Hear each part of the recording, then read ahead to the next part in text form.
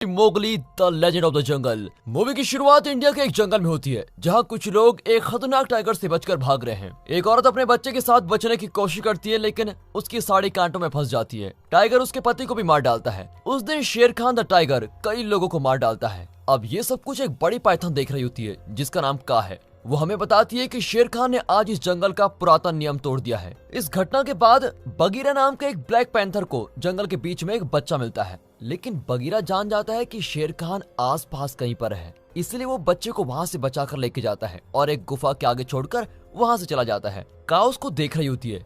तब एक भेड़िया का बच्चा वहाँ कर बच्चे को देखता है। बच्चा गलती से उसे डरा देता है और वो भागकर अपने पेरेंट्स को लेके आ जाता है, जिनके नाम है निशा और वहान। इंसान के इस बच्चे को देखकर वे बिल्कुल हैरान हो जाते हैं, क्योंकि ये ना तो घायल है और ना ही भेड़ियों से डरता है। इतने में तबाकी नाम का एक हाइना वहाँ पर खाने की तलाश में आ जाता है, पर निशा और वहान बच्चे को छुपा देते हैं और अब तबाकी चिढ़कर सीधे शेर खान से कंप्लेंट करता है। अब निशा भेड़ियों की एक मीटिंग बुलाती है और बताती है कि वो इस बच्चे को अपने बच्चे की तरह पालना चाहती है। उनका लीडर, जिसका नाम अकेला है, वो पूछता है कौन कौन निशा के प्रस्ताव को सपोर्ट करता है। सबसे पहले तो बगीरा अपना हाथ उठाकर सपोर्ट करता है। वो बालू नाम का एक भालू को भी रिकमेंड करता है, लेकिन बालू कहता है एक इंसान के बच्चे को यहाँ पालना ठीक नहीं रहेगा। इतने में शेर खान वहाँ पर आ जाता है और बताता है मैंने इस बच्चे के पेरेंट्स को मार डाला है, इसीलिए इस बच्चे पर भी मेरा ही हक है। अकेला और बाकी भेड़िए शेर खान के खिलाफ हो जाते हैं और कहते हैं अगर इस बच्चे को हाथ लगाया तो तुम सभी भेड़ियों के दुश्मन बन जाओगे, इसीलिए इसे छोड़ो और चले जाओ। अब शेर खान कहता है कि अभी तो मैं जा रहा हूँ, लेकिन मौका मिलता ही उठा के लेके जाऊंगा। फिर वे फैसला करते हैं कि वे हर हाल में इस बच्चे की सुरक्षा करेंगे। अकेला सबके सामने प्रॉमिस करता है कि मेरे जीते जी इस बच्चे को मैं कुछ नहीं होने दूंगा। अब समय निकलता रहता है और 10 साल बाद बच्चा बड़ा हो जाता है और मोगली कहलाता है। वो अभी भी भेड़ियों के साथ ही रहता है। बगीरा उसे एक सच्चे भेड़िए की तरह शिकार करना सिखाता है। वो बताता है जब तुम्हारा शिकार मर रहा हो तो उसकी आंखों में आंखें डालकर देखो, ताकि उसकी आत्मा हमेशा के लिए दुनिया से निकल जाए। मोगली पूछता है कि मैं दूसरे भेड़ियों से अलग क्यों दिखता हूँ। अब बगीरा कहता है कि तुम उनसे अलग नहीं, बल्कि तुम स्पेशल हो। बालू मोगली को जंगल के 3 कानून सिखाता है। पहला ये कि भेड़िया कभी भी इंसानों की संगत में नहीं आ सकते। भेड़िया इंसानों के पालतू पशु पक्षियों का शिकार नहीं करते। तीसरा ये कि भेड़िया जंगल में किसी भी इंसान को नहीं मार सकते, क्योंकि अगर ऐसा होता है तो ह्यूमंस जंगल में संतुलन बिगाड़ने आ जाते हैं। मोगली जंगल में एक अल्बिनो भेड़िए के साथ खेल रहा होता है, जिसका नाम बूट्स है। दोनों के बीच एक अजीब सा लगाव है, क्योंकि दोनों ही भेड़ियों के समूह में सबसे अलग दिखते हैं। वापस गुफा में दूसरे भेड़िए इनका मजाक उड़ा रहे होते हैं कि तुम दोनों कितने कमजोर और स्लो हो। वे बूट्स से लड़ने लगते हैं, लेकिन निशा आकर उनकी सुलह करवाती है। वो मोगली से कहती है कि तुम ठीक ट्रेनिंग से एक अच्छे भेड़िए बन सकते हो। अब बालू मोगली और दूसरे छोटे भेड़ियों को एक टेस्ट के लिए तैयार करता है, जिसे पूरा करने पर वे ऑफिशियली इस भेड़िया समूह के मेंबर्स बन जाएंगे। टेस्ट ये है कि इन्हें खुद को एक शिकार मानकर अपने शिकारी से बचकर भागना है। इनका शिकारी होगा बगीरा। बालू कहता है कि आज तक कोई भेड़िया इस टेस्ट में फेल नहीं हुआ है, लेकिन बहुत कोशिश करने के बाद भी मोगली दूसरे भेड़ियों की तेजी को मैच नहीं कर पाता। अब जंगल में मोगली एक बंदर के हाथ में फल देखता है और उसे पकड़ने जाता है, लेकिन तभी बालू उसे पकड़कर खींचता है और वार्न करता है कि बंदरों पर विश्वास नहीं करना चाहिए। जंगल में रहना चाहते हो तो डरना सीखो, वरना जान भी नहीं बचेगी। बंदर सबसे बेवकूफ होते हैं, क्योंकि वे का से भी नहीं डरते हैं। हालांकि का इस जंगल की सबसे बुजुर्ग पाइथन है और फ्यूचर के बारे में भी जानती है। अब मोगली और बालू जंगल में गाय की लाश को देखते हैं, जिसका शिकार किया गया होता है। इंसान के पशुओं का शिकार करना जंगल के कानून के बिल्कुल खिलाफ है। जब बालू भेड़ियों को इस बारे में बताता है तो वे बहुत ही परेशान हो जाते हैं कि शेर खान लगातार जंगल के नियम तोड़ रहा है। अगर हमने मोगली को उसके हवाले नहीं किया तो वो ऐसी हरकतें करता रहेगा।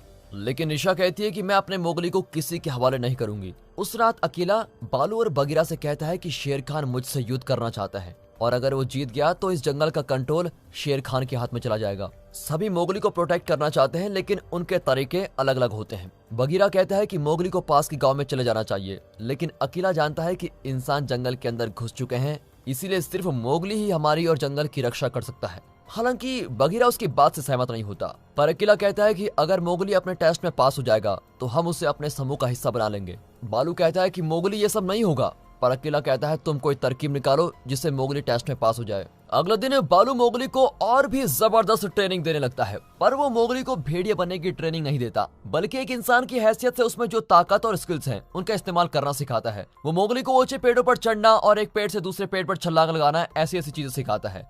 जब मोगली अंडर वाटर स्विमिंग कर रहा होता है तो उसे पानी के ऊपर शेर खान की परछाई दिखती है। शेर खान पानी पी रहा होता है और अपने मुंह से खून साफ कर रहा होता है। मोगली अपनी सांस रोक लेता है, लेकिन फिर भी कुछ एयर बबल्स ऊपर पहुंच जाते हैं। शेर खान बबल्स को देखता है, लेकिन वो वापस जाने का फैसला करता है। तभी मोगली तेजी से पानी से बाहर निकलता है और गहरी सांस लेता है और पानी से निकलकर भागता रहता है। शेर खान लगातार उसका पीछा करता है। अब मोगली बहुत ज्यादा घबरा जाता है और भागते भागते एक गड्ढे में गिर जाता है जो किसी शिकारी ने बना रखा था।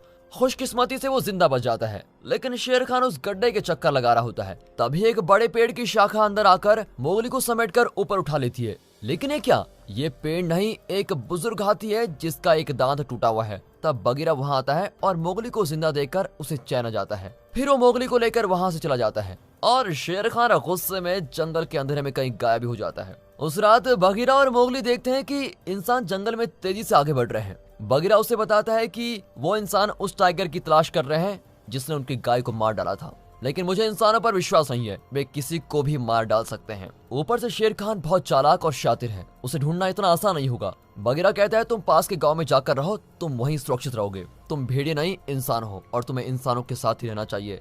मोगली उसकी बात पर विश्वास नहीं करता, लेकिन बगीरा उसको समझाता है कि तुम वाकई इंसान हो। शेर खान ने तुम्हारे माता पिता को मार डाला था और अब वो तुम्हें भी मार डालना चाहता है। अगर तुमने भेड़ियों का टेस्ट पास नहीं किया तो वे तुम्हें अपने समूह से बाहर निकाल देंगे और तुम्हें शेर खान के हाथों से मरना पड़ेगा। मोगली कहता है कि मैं टेस्ट जरूर पास करूंगा। और फिर बगीरा कहता है कि अगर तुम टेस्ट में फेल हो गए तो तुरंत जंगल छोड़कर चले जाना। हालांकि इस पर मोगली कुछ नहीं कहता। फिर वो इंसानों को करीब से देखने की कोशिश करता है कि वे क्या करते हैं, कैसे रहते हैं। वहाँ लॉकुंड नाम का एक शिकारी होता है। तभी तबाकी इंसानों के गांव के बहुत पास चला जाता है और गलती से उस पर आग लग जाती है। मोगली उससे पूछता है कि आग क्या हुआ, तो तबाकी बताता है कि ये इंसानों का बनाया हुआ जादू टोना होता है जिससे बहुत दर्द होता है। मोगली कहता है कि मैं इंसान नहीं, भेड़िया हूँ। इस पर तबाकी हंसकर कहता है कि बेटा, मैं भी शेर बनने के सपने देखता हूँ, लेकिन जब आँख खुलती है तो ये हाइना का हाइना ही रह जाता हूँ। फिर निशा मोगली का हालचाल देखने आती है तो वो बताता है, माँ मैं सिर्फ ये चाहता हूँ कि मैं एक अच्छा भेड़िया बनूं और मेरे भाई मुझे अपनी तरह ही समझे। निशा उसे बड़े प्यार से समझाती है कि चाहे कोई कुछ भी कह ले, तुम मेरे बेटे हो और इस भेड़िए समूह का हिस्सा हो। किसी के कहने पे भी कभी अपना दिल छोटा मत करना। अगले दिन अकेला मोगली और दूसरे भेड़ियों का टेस्ट लेता है। मोगली अपने ट्रेनिंग के सारे स्किल्स यूज करके रेस में भागता रहता है। वो हाथ पैर दोनों का इस्तेमाल करके भागता है, कूदता है और पेड़ों पर छलांग मारकर आगे बढ़ता है। लेकिन बगीरा उसके लिए अड़चने पैदा करता है, लेकिन फिर भी मोगली उसको हैंडल कर लेता है और सबसे आगे भागता है। लेकिन इससे पहले कि वो फिनिशिंग लाइन को क्रॉस कर सके, बगीरा उस पर कूद पड़ता है और उसे टेस्ट में फेल करवा देता है। इससे मोगली को बहुत गुस्सा आता है कि बगीरा ने जानबूझकर उसको टेस्ट में फेल करवाया। वो गुस्से में जंगल के अंदर कहीं चला जाता है। उसे फिर से कुछ बंदर फल का लालच दिखाते हैं। अब उसे रोकने वाला कोई नहीं होता, इसीलिए वो एक फल को पकड़ ही लेता है। बूट्स मजे से उसको देख रहा होता है, लेकिन तभी अचानक मोगली ऊपर खींचा चला जाता है और बूट्स डर के मारे भाग जाता है। दूसरी ओर बालू और बगीरा के बीच लड़ाई हो जाती है। बालू बगीरा पर चिल्लाता है कि तुमने जानबूझकर मोगली पर अटैक किया ताकि वो रेस हार जाए और जंगल छोड़ दे। तभी बूट्स वहां कर कहता है कि मोगली को बंदर लेके गए और फिर बालू और बगीरा अपना झगड़ा छोड़कर मोगली को बचाने जाते हैं। वहां बंदर मोगली को खूब मारते हैं और आखिर बेहोश हालत में शेर खान के हवाले कर देते हैं। लेकिन शेर खान मोगली को छोड़ने का फैसला करता है ताकि इस बात से भेड़ियों के बीच और अनबन फैल जाए। वो मोगली के हाथ को काटकर उसका खून टेस्ट करना चाहता है, लेकिन इतने में बालू और बगीरा आकर शेर खान और बंदरों से लड़ने लगते हैं। तभी का वहां पर आकर मोगली को बचाती है और सभी को डराकर भगा देती है। अपनी गुफा में लौटकर मोगली सोचने लगता है कि का ने मुझे क्यों बचाया। वो बहुत दुखी होता है कि दूसरे भेड़िए टेस्ट में पास कर चुके हैं और उसे अकेला छोड़कर अपना पहला शिकार करने जा रहे हैं। फिर बूट्स लौटकर उसे अपने शिकार का हिस्सा देता है। तब मोगली कहता है, मैं भेड़िया नहीं हूँ। बूट्स हंसकर कहता है कि यार, हम दोनों ही भेड़िया नहीं है, हम दोनों तो स्पेशल हैं। उसके बेहुदा मजाक से मोगली चिढ़ जाता है और गुस्से में उसको पागल कह देता है। ये सुनकर बूट्स बड़ा निराश हो जाता है और जंगल के अंदर चला जाता है। अब मोगली का से मिलता है और पूछता है, आपने मुझे क्यों बचाया। का कहती है कि सारा जंगल तुम्हें बड़े ध्यान से देख रहा है क्योंकि तुम इस जंगल के जीव जंतुओं से बिल्कुल अलग हो। लेकिन एक दिन ऐसा आएगा जब तुम बोलोगे और ये जंगल सुनेगा, लेकिन उस दिन तुम इस जंगल से क्या कहोगे। अब यहाँ अकेला अपने शिकार को पकड़ने वाला होता है, लेकिन असफल रहता है। जब वो घर लौटता है तो शेर खान उसका इंतजार कर रहा होता है। वो कहता है कि सिर्फ तुम्हारी वजह से इस जंगल की शांति नष्ट हो रही है और तुम अब शिकार करने के काबिल भी नहीं हो, इसलिए भेड़ियों को एक नए सरदार की जरूरत है। अकेला जानता है कि ये जंगल का नियम है, इसलिए वो शेर खान की चुनौती को स्वीकार कर लेता है। ऐन वक्त पर मोगली आ जाता है और अकेला को खतरे में देखकर उससे रहा नहीं जाता। बालू कहता है कि तुम इस मामले में दखल मत दो, लेकिन अकेला और लड़ नहीं पाता और तब पूरे जंगल में हलचल मच जाती है। मोगली भागकर गांव में पहुंच जाता है और वहां से आग चुराने की कोशिश करता है, लेकिन एक औरत को वो डरा ही देता है। यहाँ अकेला लगभग हार ही चुका था कि मोगली ऐन वक्त पर आकर शेर खान को आग दिखाकर भगा देता है। लेकिन अकेला कहता है कि इंसानों का हथियार जंगल के अंदर लाकर तुमने जंगल का अपमान किया है। ये कहकर वो मोगली को समूह से बाहर कर देता है। अब मोगली निराश होकर जंगल से बाहर गांव की ओर जाता है। गांव वाले उसको पकड़कर मारने लगते हैं और वो बेहोशी हो जाता है। अगले दिन वो एक पिंजरे में बंद होता है। शिकारी लॉकवुड उसको खाना लाकर देता है, लेकिन वो नहीं खाता। गांव के बच्चे उस पर पत्थर फेंकते हैं और उसको चिढ़ाने लगते हैं। उस रात बगीरा उससे मिलने आता है और कहता है, तुम यहाँ से बचने की कोशिश मत करो, क्योंकि तुम एक इंसान के बच्चे हो। मैं भी छोटी उम्र में एक राजा का पालतू जानवर हुआ करता था। राजा मुझे एक पिंजरे में बंद करके रखता था, लेकिन धीरे धीरे मुझे पिंजरे में जीने की आदत पड़ गई और मैं उस लाइफ को एंजॉय करने लगा। मुझे सिर्फ इस बात का दुख है कि मैं तुम्हें दूसरे जानवरों जैसा नहीं बना सका। तुम यहाँ रहकर इंसानों का विश्वास जीतने की कोशिश करो। ये कहकर वो चला जाता है। और फिर अगले दिन मोगली अपने पिंजरे को खुला पाकर बाहर जाता है और एक जानवर का मांस चुराकर खाता है। लॉकवुड उसको एक चाकू देता है और मांस काटना सिखाता है। मोगली के हाथ पर शेर खान के पंजों के निशान होते हैं और लॉकवुड के हाथ पर भी ऐसा निशान होता है। लॉकवुड समझ जाता है कि उसका और मोगली का एक ही दुश्मन है और वो है शेर खान। गांव की एक औरत जिसका नाम माजुआ है, वो मोगली को नहला धुलाकर साफ करती है और उसको जूते पहनाती है और इंसान की तरह चलना सिखाती है। जल्दी मोगली गांव का हिस्सा बन जाता है और दूसरे बच्चों से उसकी दोस्ती भी हो जाती है। लॉकवुड और माजुआ उसका बहुत ख्याल रखते हैं। लॉकवुड उसे शिकार करने के लिए एक चाकू भी देता है, जिसे वो अपने गले में पहन लेता है। फिर मोगली लॉकवुड को गले लगा लेता है और तब उसको पता चलता है कि बगीरा बिल्कुल ठीक कह रहा था कि वो भेड़िया नहीं इंसान है। अब वो इंसानों के साथ घुल मिल गया है और यही अब उसका परिवार भी है। एक दिन भेड़िया समूह से उसका भाई उससे मिलने आता है। वो बताता है कि शेर खान ने भेड़ियों पर कब्जा जमा रखा है और जंगल को अपने कंट्रोल में ले लिया है। वो अकेला और दूसरे भेड़ियों पर बहुत जुल्म करने लगा है और मोगली, हमें तुम्हारी मदद की जरूरत है। लेकिन मोगली इसके साथ जाने से इनकार कर देता है, क्योंकि जब मोगली को उनकी सबसे ज्यादा जरूरत थी तो उन्होंने उसे समूह से निकाल दिया था। वो कहता है कि अब ये गाँव ही मेरा घर है, मैं जंगल में नहीं आऊंगा। उस दिन मोगली गाँव वालों के साथ मिलकर कोई त्योहार मना रहा होता है। सभी बहुत खुश होते हैं और खूब मजे करते हैं। उस रात लॉकवुड नशे में अपने दोस्तों से कुछ बातें करता है, लेकिन मोगली को उनकी बातें समझ में नहीं आती। लॉकवुड लड़खड़ाने लग जाता है और मोगली उसको टेंट के अंदर लेके जाता है। वहाँ मोगली देखता है कि लॉकवुड ने मरे हुए जानवरों को स्टफ करके रखा हुआ है। लॉकवुड के पास इस काम के कई सारे इक्विपमेंट्स भी होते हैं। तभी बूट्स के सर को भी वहाँ देखकर मोगली बिल्कुल सुन्न हो जाता है। लेकिन तब लॉकवुड आकर अपने शिकार के कारनामे बताकर हंसने लगता है। वो नहीं जानता कि मोगली उसकी कोई बात समझ नहीं सकता। जब लॉकवुड सो जाता है तो मोगली बहुत रोता है और उसे लगता है कि इंसान और जानवर एक जैसे ही हैं, दोनों धोखेबाज हैं। अगले दिन मोगली लॉकवुड के टेंट में घुसकर उसको मार डालने की सोचता है, लेकिन फिर वो अपना इरादा बदल देता है।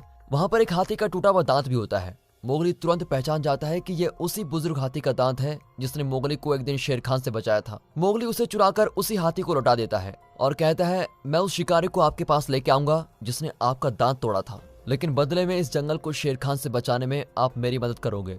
फिर वो अकेला और दूसरे भेड़ियों से इस बारे में बात करता है, लेकिन अकेला अभी भी उससे नाराज है कि तुमने जंगल का नियम तोड़ा था और अब तुम इंसानों के साथ रहने लगे हो, इसीलिए हमें तुम्हारी मदद नहीं चाहिए। मोगली कहता है, मैं ना तो इंसान हूँ और ना ही भेड़िया, लेकिन अकेला उसकी कोई बात सुनने को तैयार नहीं होता।